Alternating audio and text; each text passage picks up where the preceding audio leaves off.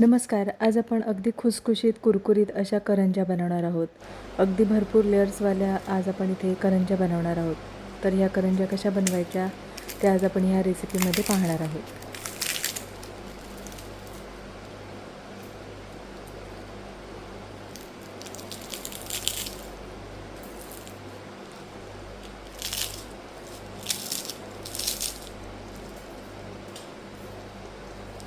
तर इथे पाहू शकता छान अशी खुसखुशीत, कुरकुरीत अशी ही करंजी तयार होते.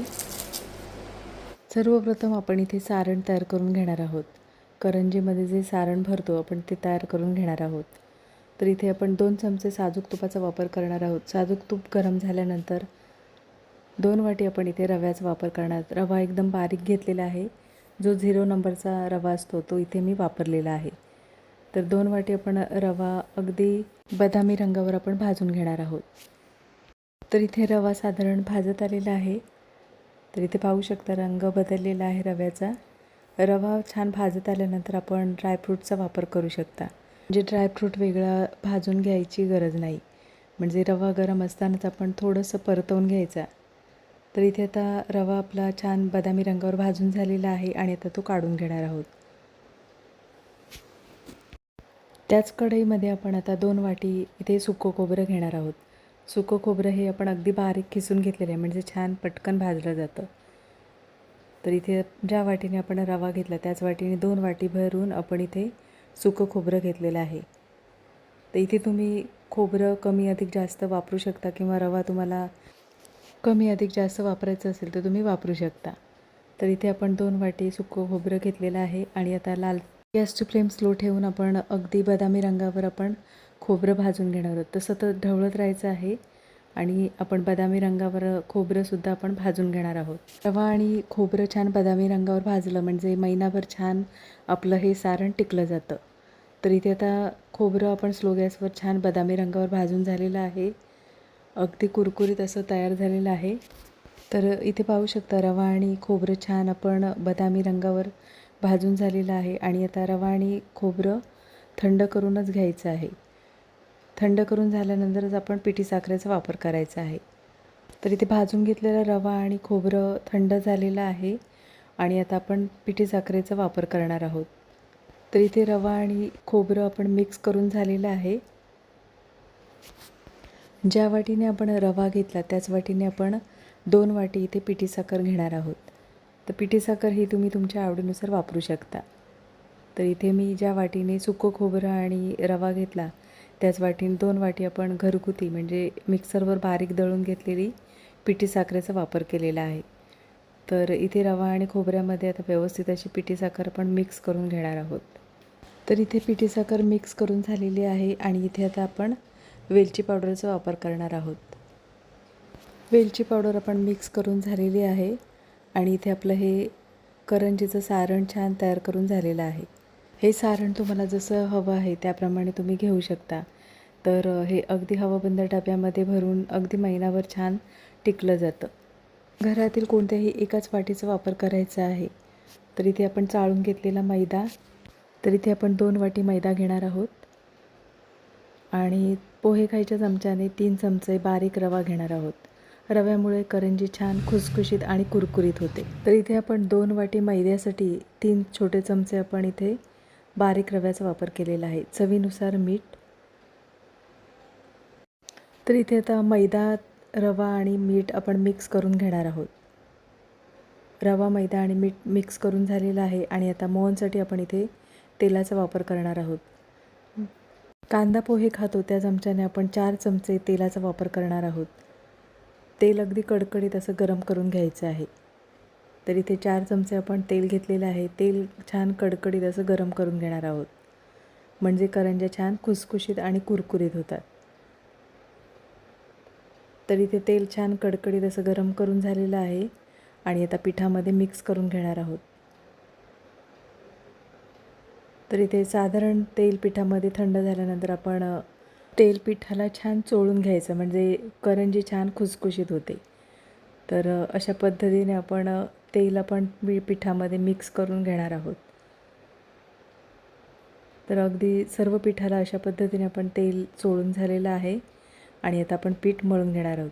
तर इथे असा गोळा तयार करून बघायचा, म्हणजे आपलं मोहन व्यवस्थित आहे असं समजायचं.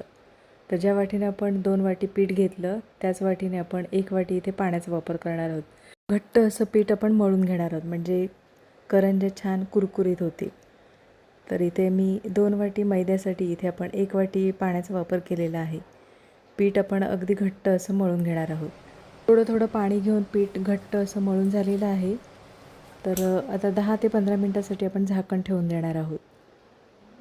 तोपर्यंत आपण साठा तयार करून घेणार आहोत. तर इथे 2 चमचे आपण तुपाचा वापर करणार आहोत. तर इथे मी डालडा तुपाचा वापर केलेला आहे. 2 चमचे आपण डालडा तूप घेतलेलं आहे. तूप आपण अशा पद्धतीने घोटून घेणार आहोत. तूप एकाच दिशेने अशा पद्धतीने आपण छान फेटून घ्यायचं आहे, म्हणजे करंजी छान आपली हलकी होते. तर इथे आता तूप आपण फेटून झालेलं आहे आणि आता आपण इथे मी तांदळाच्या पिठाचा वापर करणार आहे. इथे तुम्हाला जर कॉर्नफ्लॉवर आवडत असेल किंवा तुमच्याकडे असेल कॉर्नफ्लॉवर तर कॉर्नफ्लॉवरचा वापर करू शकता. इथे मी तांदळाच्या पिठाचा वापर करणार आहे. 2 चमचे आपण डालडा तूप घेतलेलं आहे, तर 2 चमचे आपण इथे तांदळाचं पीठ घेणार आहोत. तर तुपामध्ये आपण आता तांदळाचं पीठ मिक्स करून घेणार आहोत. तर अगदी एकजीव होईपर्यंत आपण पीठ छान आपण तुपामध्ये मिक्स करून घेणार आहोत. तर इथे आपला हा साठा तयार करून झालेला आहे. तर अगदी 1 मिनिटभर आपण तुपामध्ये तांदळाचं पीठ छान फेटून घेतलेलं आहे आणि इथे आपला हा साठा तयार करून झालेला आहे. तर कढईमध्ये आपण अगदी स्लो गॅसवर आपण डालडा तूप गरम करायला ठेवलेलं आहे. ते इथे 15 मिनटं झालेली आहेत आणि पीठ आपलं छान तयार झालेलं आहे. तर पीठ साधारण आपण मळून घेणार आहोत आणि पिठाचे 3 ते 4 गोळे तयार करून घेणार आहोत. तर इथे 4 गोळे तयार करून घेतलेले आहेत आणि आता आपण चपात्या लाटून घेणार आहोत. तर इथे तुम्हाला जर पिठाची आवश्यकता वाटत असेल तर तुम्ही थोडंसं सुकं पीठ घेतलं तरीसुद्धा चालेल. तर इथे आता आपण चपात्यांप्रमाणे आपण सर्व गोळे लाटून घेणार आहोत. तर इथे आता चपात्या लाटून झालेल्या आहेत. अशाच पद्धतीने आपण 4ही गोळे लाटून झालेले आहेत. तर आपण जो साठा तयार करून घेतलेला आहे तो 1-1 चमचा आपण इथे चपातीवर अशा पद्धतीने आपण पसरवून घेणार आहोत. सर्व बाजूने पसरवून झालेला आहे आणि आता दुसरी चपाती आपण ठेवून साठा लावून घेणार आहोत. तर इथे आपण एकावर एक अशा 2 आपण चपात्या ठेवलेल्या आहेत आणि आता दुसऱ्या चपातीवर आपण थोडंसं साठा लावून घेणार आहोत. तर इथे साठा लावून झालेला आहे आणि आता घट्ट असा रोल तयार करून घेणार आहोत. तर अगदी घट्ट असा हा रोल तयार करून घ्यायचा आहे, म्हणजे करंज्या छान तयार होतात आणि करंज्यांना लेयर्स छान येतात. हे आता रोल तयार करून झालेला आहे आणि आता इथे आपण कट करून घेणार आहोत. तर इथे तुम्ही आवडीनुसार तुम्ही करंजी छोटी मोठी करणार असाल त्याप्रमाणे रोल कट करून घ्यायचा आहे. रोल कट करून झालेला आहे. तर इथे पाहू शकता छान असे लेयर आलेले आहेत. इथे आपण पुऱ्यांप्रमाणे आता लाटून घेणार आहोत.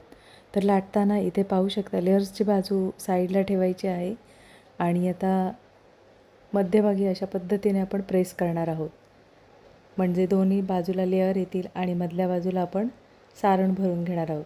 तर अशा पद्धतीने आपण आडवी उभी अशी आपण पुरी लाटून घेणार आहोत, म्हणजे त्याचे लेयर्स आहेत ते साईडला येतील. तर आडवी उभी अशी आपण पुऱ्यांप्रमाणे लाटून घेणार आहोत. तर सर्वच गोळे अशा पद्धतीने आपण लाटून घ्यायचे आहे. छान खुसखुशीत कुरकुरीत अशा ह्या करंज्या तयार होतात. तर इथे आता पुऱ्यांप्रमाणे आपण सर्व लाटून झालेले आहेत गोळे आणि आता आपण सारण भरून घेणार आहोत. तर इथे सारण तुम्हाला कितपत भरलेलं आवडतं त्याप्रमाणे तुम्ही सारण भरू शकता. तर इथे अशा पद्धतीने आपण सर्व पुऱ्यांमध्ये सारण भरून घेणार आहोत. सारण भरून झाल्यानंतर आपण इथे कडेला आपण आपण सारण भरून झाल्यानंतर पुऱ्यांच्या कडेला आपण अशा पद्धतीने पाण्याचा हात लावून घेणार आहोत, म्हणजे तुपामध्ये करंज्या सुटणार नाही. तर सर्व करंज्या आपण अशा पद्धतीने करून घेणार आहोत. तर इथे आता कडा आपण अशा पद्धतीने आपण प्रेस करून घेणार आहोत. तर इथे सर्व करंज्या आपल्या ह्या तयार करून झालेल्या आहेत. अशा पद्धतीने आपण कडा आपण अशा चिटकवून घेणार आहोत. सर्व करंज्या आपण अशाच पद्धतीने करून घेणार आहोत. तर इथे सारण भरून झालेलं आहे आणि आता आपण काचणीच्या सहाय्याने आपण कट करून घेणार आहोत. तर अशाच पद्धतीने आपण सर्व करंज्या कट करून घेणार आहोत. तर इथे आपल्या ह्या करंज्या तयार झालेल्या आहेत आणि आता आपण तुपामध्ये तळून घेणार आहोत. इथे तुम्हाला जर तूप आवडत नसेल तर तुम्ही तेलामध्ये तळून घेऊ शकता. तर इथे तूप साधारण आपण गरम करून घेतलेलं आहे. तूप कडकडीत असं गरम करून घ्यायचं नाही आहे, कारण आपण ह्या लेयर्सवाल्या करंज्या करत आहोत. तर लेयर्सवाल्या करंज्या तळायला थोडासा वेळ लागतो. तर अगदी स्लो गॅसवर आपल्याला ह्या करंज्या तळून घ्यायच्या आहेत. पापुद्रे आहेत ते अगदी तळायला वेळ लागतो. तर अगदी आतपर्यंत करंजी छान तळली जायला पाहिजे, म्हणून आपण अगदी स्लो गॅसवर आपण ह्या करंज्या तळून घेणार आहोत. अगदी 2 ते 3 मिनटासाठी आपण एक बाजू छान खरपूस अशी बदामी रंगावर तळून घेणार आहोत आणि मग पलटी करून घेणार आहोत. तर एक बाजू तळून झाल्यानंतर आपण पलटी करून घेणार आहोत. तर इथे पाहू शकता छान अशा अगदी बदामी रंगावर आपण ह्या करंज्या तळून झालेल्या आहेत. करंज्या तळून झाल्यानंतर बुडबुडे कमी होतात, लक्षात ठेवा. म्हणजे करंज्या छान आपल्या ह्या तळल्या जातात. तर अगदी बुडबुडे कमी झाल्यानंतरच आपण त्या काढून घ्यायच्या आहेत. म्हणजे अगदी छान अशा कुरकुरीत आणि खुसखुशीत अशा ह्या करंज्या तयार होतात. तर इथे पाहू शकता छान अशा बदामी रंगावर आपल्या ह्या करंज्या छान तळून झालेल्या आहेत आणि त्या काढून घेणार आहोत. तर अगदी खमंग, खुसखुशीत आणि कुरकुरीत अशा ह्या करंज्या तयार झालेल्या आहेत.